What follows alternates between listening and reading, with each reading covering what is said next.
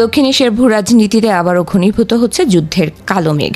বিশ্বমঞ্চের পর্দার আড়ালে চলতে থাকা নানা হিসাব নিকাশ আর গোপনীয় কূটনীতির মাঝেই নতুন করে উত্তেজনা ছড়িয়ে পড়েছে ইয়েমেন ও সৌদি সীমান্ত অঞ্চলে। লব্ধ তথ্য অনুযায়ী ইয়েমেনের বিদ্রোহীদের সাথে নতুন করে কোনো বড় ধরনের সংঘাতে জড়াতে চাইছে না রিয়াদ। মূলত ওয়াশিংটনের কড়া সতর্কবার্তার পরে সৌদি আরব বাধ্য হয়ে কূটনৈতিক চ্যানেলে ওমানি মধ্যস্থতার উপর জোর দিচ্ছে।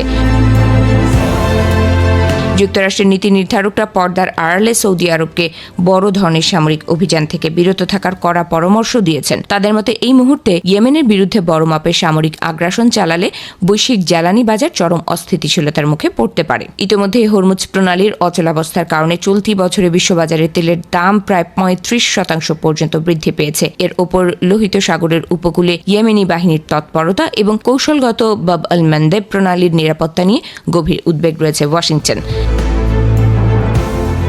তবে কেবল কূটনীতিতেই সীমাবদ্ধ নেই রিয়াদের কৌশল। ওমানি মধ্যস্থতায় আলোচনা চলার পাশাপাশি সৌদি সামরিক বাহিনী যে কোনো পরিস্থিতির জন্য নিজেদের প্রস্তুত রাখছে বলে জানা গেছে। অন্যদিকে এই শান্তি আলোচনার টেবিলে ইয়েমেনের আনসারুল্লাহ আন্দোলনের পক্ষ থেকে বেশ কিছু জোরালো শর্ত ও অর্থনৈতিক দাবি উত্থাপন করা হয়েছে। তাদের প্রধান দাবিগুলোর মধ্যে রয়েছে দেশটির সরকারি কর্মচারীদের বকেয়া বেতন পরিশোধ করা এবং অবরোধ পীড়িত এলাকায় পণ্য ও মানুষের অবাধ চলাচল নিশ্চিত করা।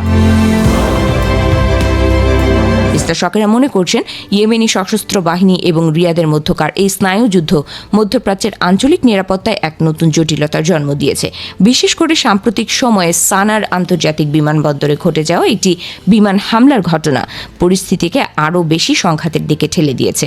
সৌদি নেতৃত্বাধীন জোটের একটি আকস্মিক বিমান হামলার কারণে সানায় অবতরণ করতে যাওয়া একটি ইরানি বেসামরিক বিমানকে জোরপূর্বক হুদায়দায় সরিয়ে নিতে বাধ্য করা হয়, যা ইয়েমেনি পক্ষ থেকে যুদ্ধবিরতির সুস্পষ্ট লঙ্ঘন হিসেবে দেখা হয়েছে।